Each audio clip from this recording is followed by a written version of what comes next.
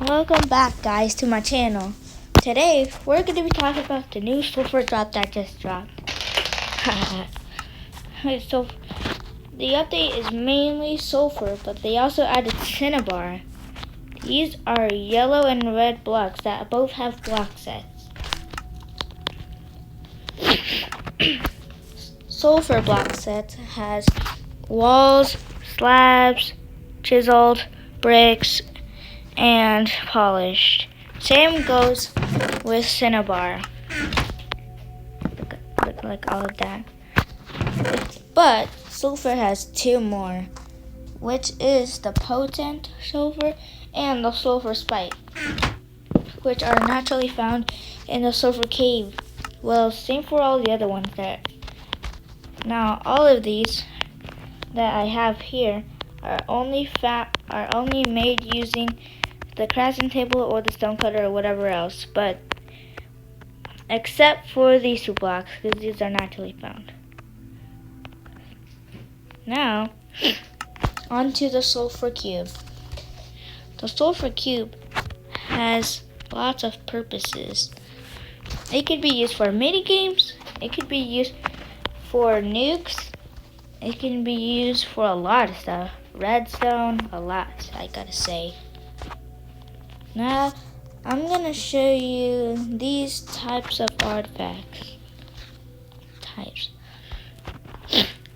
So, first up, we have the bouncy type. Here, just let me get ready for later. We got the bouncy type, which is whenever you put a oak plank inside, then it bounces. Now, to make it really bounce, and the way you hit it actually matters. So if I were to hit it in the top corner, it would go a little bit to the left. If I were to hit it in the left top corner, it would go a little to the right.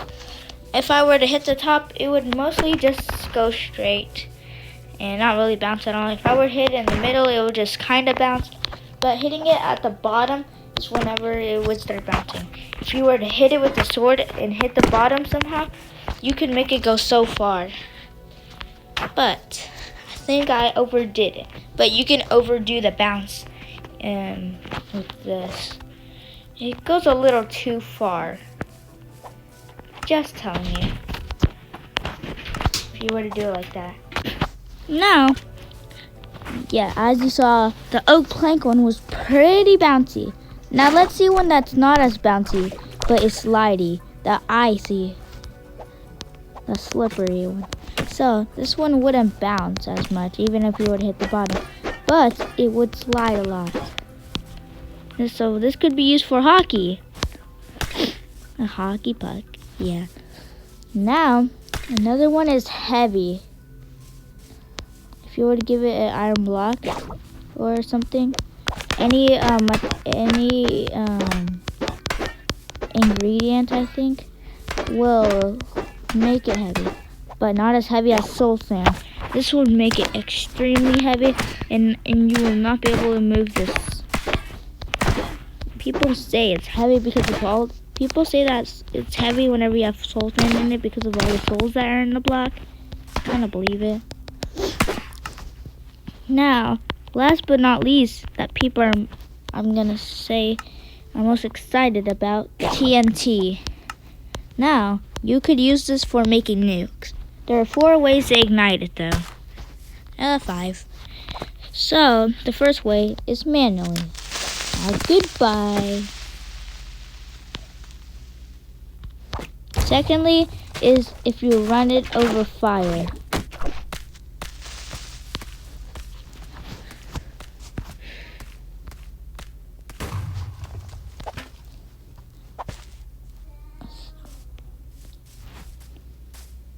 Thirdly is by using redstone.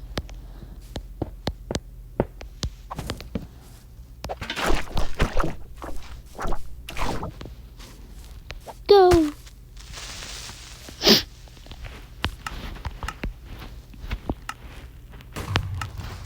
Fourthly is by making it collide with a magma block, as you'll see in just a second. Come on.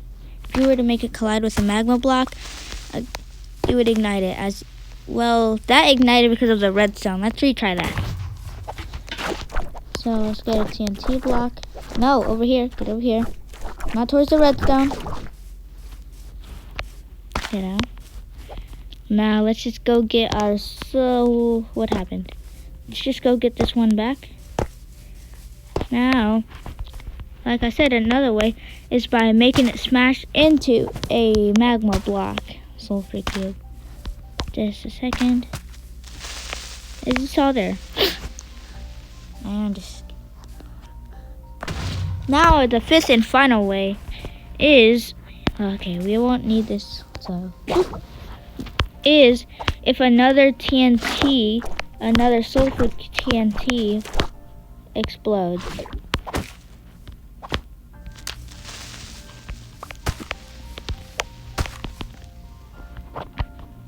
As you see there. Or if a TNT block explodes, then that will explode.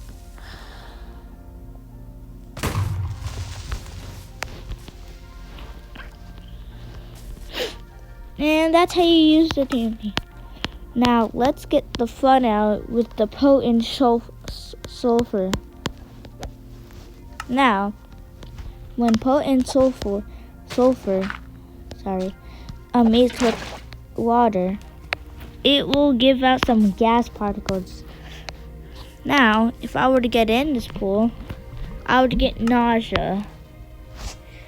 Now, if I'm right, there's also a new setting that controls how much nausea you get. So look, is it here somewhere?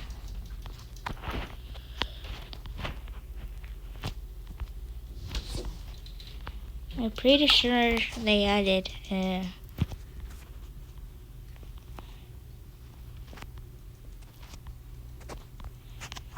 I don't know. But yeah, there's gonna be a new feature, or there is a feature where you can control how much your screen like warps. And it goes the same with the nether portal warps. Now, here's the fun you can do. If you, let me get this ready. If you were to put a magma block under potent sulfur, as you see, it won't do anything because you'll need to put water. Once you do that, it turns into a little geyser that will it takes a little bit to explode. Just gotta wait and be patient. And then eventually it will go blast off. As you see there. Now, as you saw there, that was only not too much. But you can change how long it lasts and how big it is by adding more water. But because of that, look, you get sent way higher and it lasts a little bit more. But the thing is, the more water you put, the longer it takes to replenish. Now, if we were to put 3 like that, it would make us go skyrocket. Okay, just a second. Whoa, look how high that is. And then the max water column you can do is 4 blocks. Any water that's higher than 4 blocks will not work. It will just cancel it out and it won't make a geyser. So, like I said, just wait a moment. And eventually, a geyser will spawn.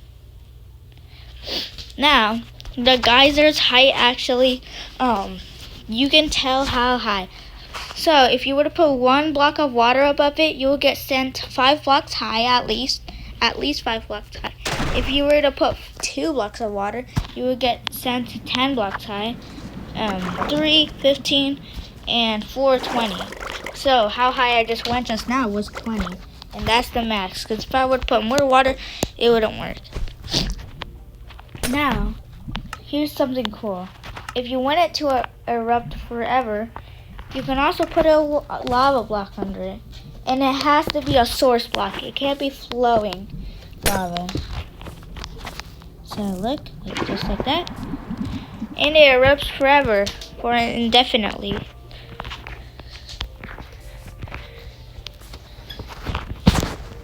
Now, the cool part is it doesn't just send up players. It can also send up mobs too, such as this chicken. If I get it in. Goodbye. Oh. Goodbye. And it's the same for items. Now my items is probably all the way up here. Where'd it go? I want it back. Oh, it went all the way over here. No, those are some cool. Now there is a way to farm sulfur blocks too, using the sulfur spike. But let's not do that now. And that's the end of the video. See you later in the next video or short. Bye.